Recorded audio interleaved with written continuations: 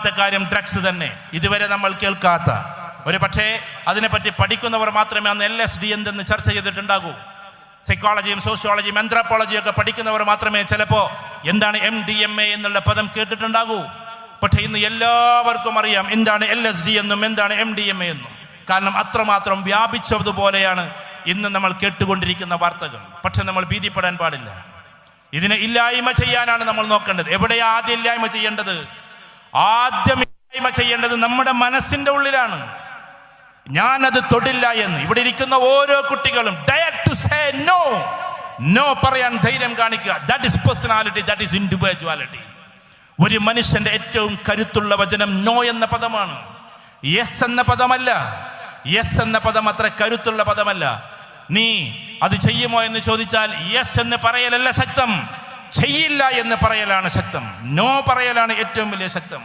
മോനെ, നീ ഒന്ന് വലിക്കടാ എന്ന് പറഞ്ഞിട്ട് ഊട്ടിയുടെ തെരുവ് കയറുമ്പോ ആ സമയത്ത് സിഗരറ്റ് വലിക്കാൻ തന്നാൽ നോ എന്ന് പറയലാണ് ഏറ്റവും ശക്തം, അല്ലാതെ യെസ് എന്ന് പറയലല്ല. യെസ് എന്ന് പറയാൻ എളുപ്പമാണ്, നോ എന്ന് പറയാൻ വലിയ പ്രയാസമാണ്. അതുകൊണ്ടാണ് dare to say no എന്നുള്ള പ്രയോഗം ബ്രിട്ടീഷുകാർ ഉപയോഗിച്ചത്.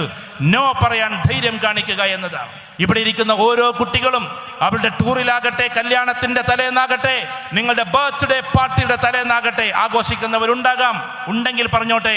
ബർത്ത്ഡേ പാർട്ടിയുടെ തലേന്നാകട്ടെ, ഏത് പാർട്ടിയുടെ തലേന്നും നിങ്ങൾ ഏറ്റവും കൂടുതൽ പറയേണ്ടുന്ന പദം dare to say no എന്നാണ്.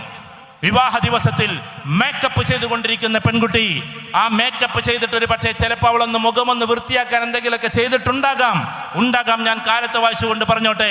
പക്ഷെ ആ സമയത്ത് ഈ കേട്ടതുപോലെ ഇവിടെ നിന്ന് പള്ളിയിൽ നിന്ന് ബാങ്കുലി മുഴങ്ങുമ്പോൾ നമ്മുടെ ജീവിതത്തിലെ ഏറ്റവും പ്രധാനപ്പെട്ട ഒരു ദിവസം എന്ന അർത്ഥത്തിൽ അതിനെ ഒന്ന് മായ്ച്ചു കളയാനും അള്ളാഹുവിന്റെ മുമ്പിൽ സുജൂദ് ചെയ്യാനും പറ്റണമെങ്കിൽ ഈ പറയുന്ന ബ്യൂട്ടീഷ്യനോട് പറയണം dare to say no, no പറയാനുള്ള കരുത്തുണ്ടാകണം ഒരു പെൺകുട്ടിക്ക്.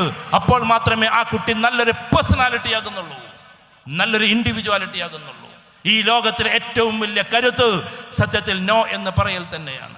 ഇവിടെ ഇരിക്കുന്ന ഓരോ കുട്ടികളും മദ്രസയിലേക്ക് പോവാണോ?